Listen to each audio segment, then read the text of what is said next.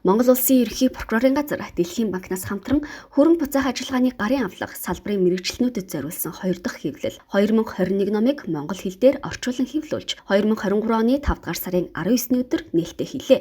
Энэхүү ном өмнө нь англи, испани, араб, франц хэлээр нийтлэгдэж байсан бол энэхүү монгол хэлээр нийтийн хүртэл болж байгаа бөгөөд манай улсын шүүх прокурор, цагдаа, авилгатай тэмцэх газар, санхүүгийн мэдээллийн алба, терроризмтай тэмцэх зөвлөлийн төлөөлөл бүхий ажлын эсхийн гишүүд хамтран орчуулгын ажлыг хийсэн байна. Номын нээлттэй арга хэмжээнд улсын ерөнхий прокурорын газрын төлөөллүүд, ажлын эсхийн гишүүд болон Дэлхийн банкны Стар хэлтсийн Монгол Улсын хөтөлбөрийн ахлах мэргэжилтэн Найжил Бартлетт, ахлах зөвлөх хуульч Лиза Босвик, Жон Бентон, Фредерик Рафри нар оролцсон баяр хүргэж үг хэлснээс гадна уг бүтээлийн зохиогчдын багийн ахлагч ноён Жан Пьер Бран онлайнаар мэдчилгээ дэвшүүлсэн юм.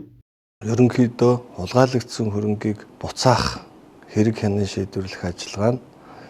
эрх зүйн тогтолцооны зөрүүтэй байдлыг үл харгалзан шийдвэрлэж болох боломжтой гэдгийг тодорхойлсон жишээ баримттай ийм бүтээл байгаа юм аа. Энэ цаг хугацаанд нэг зүйлийг дурдж хэлэх ёстой. Юу гэхлээр хулгайлагдсан хөрөнгийг буцаах ажиллагаа, эдгээр ажиллагааг бүхэлдэн зохицуулсан хөрөнгийн менежмент гэдэг энэ хууль эрх зүйн ойлголт орчин үеийн хууль зүйн салбарт бий болоод байна. Тэгэхээр энэ ном бүтээл маань хулгайлагдсан хөрөнгийг буцаан авах ажиллагааны туршлагын талаар дурдсан бол одоо хөрөнгө манай улсад дутагдaltaй байгаа цаашид шийдвэрлэл зохих асуудал нь энэ хулгайлагдсан хөрөнгийг буцаан авах ажиллагааг зохицуулах эрх зүйн орчин буюу хөрөнгийн менежментийн орчинг боловсронгуй болгох, илүү сайжруулах,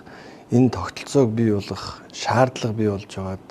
анхаарал хандуулах хэрэгцээ нэгэнт бий болсныг харуулж байгаа юм а гэдгийг зохон тэмдэглэмээр байна. Энэхүү ном нь 11 бүлэг 12 хавсралттай нэр томьёоны тайлбар, гадаад орнуудын шүүхээс хөрөнгө буцаах ажиллагааны чиглэлээр шийдвэрлэгдсэн хэргийн жишээ баримт, иш татах материал, их сурвалж зэрэг шүүгч, прокурор, мөрдөгч, хууль сахиулах бусад байгууллагын ажилтнуудын өдөр тутмын ажилд судалж хэрэглэл зохих чухал сэдвүүдийг багтаасан байна. Сүүлийн үед гэмт хэргийн замаар бий болгосон эд хөрөнгө мөнгийг хэл давуулан байршуулах, хувиргах явдал түгээмэл болж олон улсад энэ төрлийн хөрөнгийг хулгайлагдсан хөрөнгө гэж нэрлэх болсон бөгөөд буцаан авах ажиллагааг хулгайлагдсан хөрөнгийг буцаах гэж зохицуулах эрх зүйн шийдлийг хөрөнгийн менежмент гэж тус орчин үеийн хууль зүйн салбарт нэрлэх болоод байгаа.